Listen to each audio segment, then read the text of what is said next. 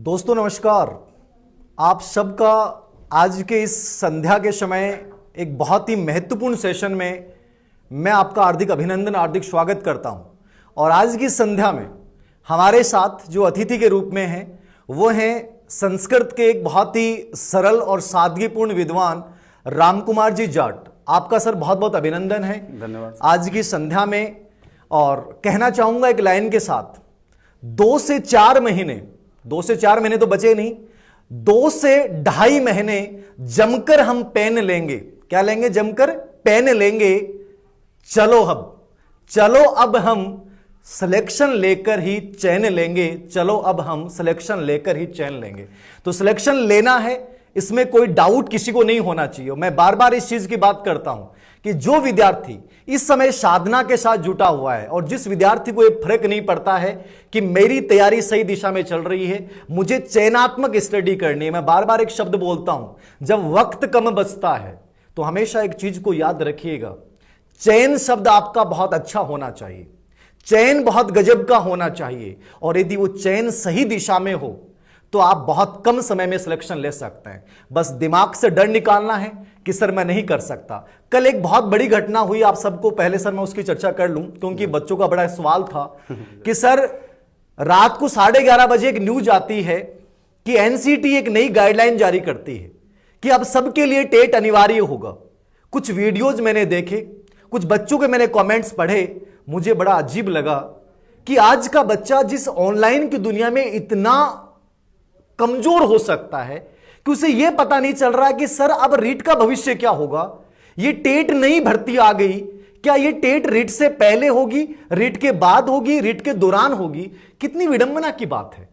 अरे आप सबको कॉमनली पता होना चाहिए, ये जो टेट है वो सेंटर में सी टेट है, हरियाणा में एच टेट है, हिमाचल प्रदेश में एचपी टेट है और राजस्थान में वो रिट और आर टेट बन जाती है। तो टेट वही है, इससे डर क्यों रहे हैं आप लोग? आपकी जो रिट है वही टेट है। बस फर्क इतना सा है कि जो पहले आरटी 2009 की धारा 23 जो ये कहती थी कि शिक्षक के लिए एक अनिवार्य पात्रता परीक्षा होगी, और चूंकि आरटी केवल कक्षा 1 से 8 तक लागू था, अब आरटी 2009 नवीन शिक्षा नीति में 1 से 12वीं तक लागू कर दिया गया है। इसलिए अब जो सेकंड ग्रेड की भर्ती आएगी, जो स्कूल व्याख्याता की भर्ती आएगी, उसके लिए यह अनिवार्य होगा कि फॉर्म भरते समय उसके पास रिट का सर्टिफिकेट होना चाहिए। सिलेक्शन रिट के आधार पर नहीं होगा सेकंड ग्रेड और स्कूल व्याख्याता के लिए, लेकिन उसके पास राज्य पात्रता परीक्षा, शिक्षक पात्रता परीक्षा का प्रमाण पत्र होना चाहिए दोस्तों। इसलिए इसको लेकर डरने की आवश्यकता नहीं है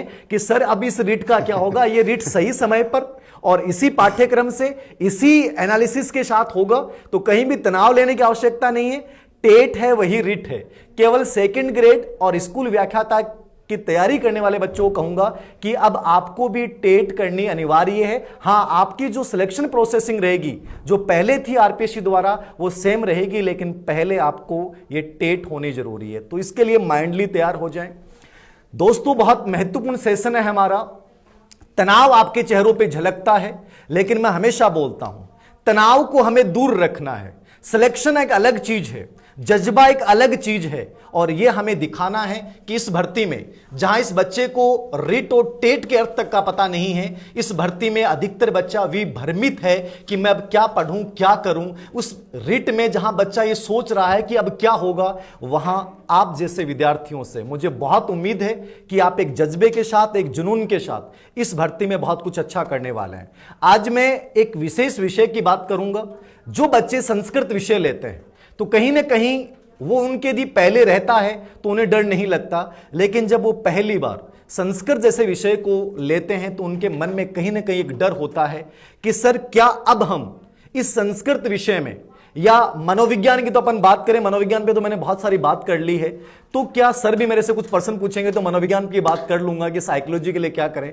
लेकिन मैं आज चूंकि सर हमारे साथ हैं और सर की एक बहुत अच्छी किताब भी चलती है, सर का खुद का यूट्यूब चैनल भी चलता है और सर का एक ऑनलाइन ऐप भी चलता है, तो सर बहुत ही सरल और सादगी के प्रतीक हैं, बच्चों के लिए बहुत समर्पित हैं। तो सर मैं आपका अभिनंदन और स्वागत करते हुए मैं आपसे पहला प्रश्न यही पुटअप करूंगा, क्या बच्चा संस्कृत जैसे विषय में फिलहाल 0 है तो क्या वो 30 से 30% ला सकता है? फिलहाल पहला प्रश्न मेरा ये। बिल्कुल सर।